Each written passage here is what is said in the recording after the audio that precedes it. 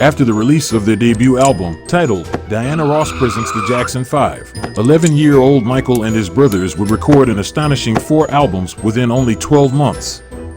By comparison, both Taylor Swift and Kanye West would only release 1 album within 12 months of their own debuts. Even the Beatles couldn't keep up with the Jacksons' work rate, releasing only 2 albums within the first 12 months of their own career.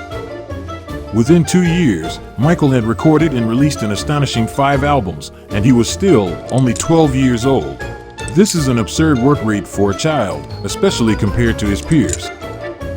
So let's compare Michael's productivity with that of the prolific output of the Beatles. Not only did Michael and his brother record more albums than the Beatles over their first 5 years, he also recorded an additional 3 solo albums too. In addition to the albums, there was the non-stop touring. 3 years after their debut album, the Beatles famously quit touring to focus on making music. If you never toured again, would it worry you? No, I don't think so. Wouldn't worry you. However, the Jacksons never stopped touring. At this stage, Michael was still in his mid-teens and still had to go to school.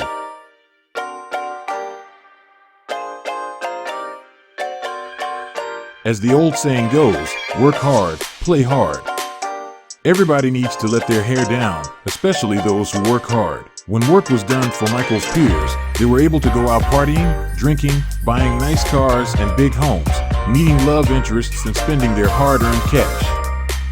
So what does a 12-year-old superstar do to let his hair down?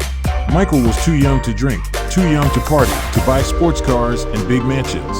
So what did Michael do? Let's ask him. Having friends and slumber parties and buddies and just hanging out. There was none of that for me. There was no Christmas, no birthdays, and we were very strict Jehovah's Witnesses.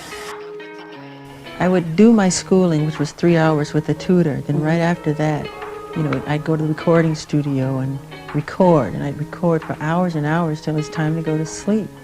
So it'd be nighttime, and I remember going to the recording studio. There was a park across the street, and I'd see all the children playing, and they'd be rooting and making noise, and I would cry. It would make me sad that I would have to go and work instead. But what about all that money? I remember getting $200,000 checks in the mail when I was like 12, 13 years old. I used to get these monthly.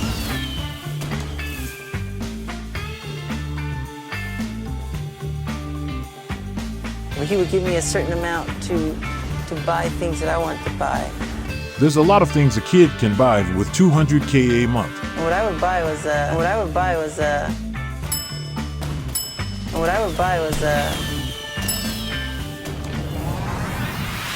some bubble gum and some candy.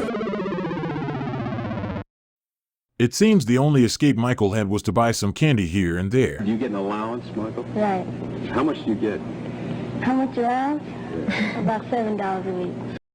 But he had his brothers, right? Surely his brothers were his friends, I hear you say? Well, imagine having to work, live, and socialize with the exact same people day after day. Who would want to do that? Michael had no choice. So why does an 11-year-old kid go on to record and release way more records at a far greater turnaround than artists twice and 3 times his age? The answer is obvious. What's going to happen when your voice changes? Just change. You're going to be able to stay singing? Yeah. And you start to grow, and they want to keep you young forever and little forever. Who's they? The public. And, nature takes its course. Child stars tend to have a shelf life, so Michael was made to put out as many records as physically possible before nature took its course, and he lost his appeal. By the age of 16, Michael had released an astounding 15 albums and had undergone multiple world tours. All this whilst still a school kid. So did Michael Jackson have a childhood? Sadly, Michael simply had no time to be a child.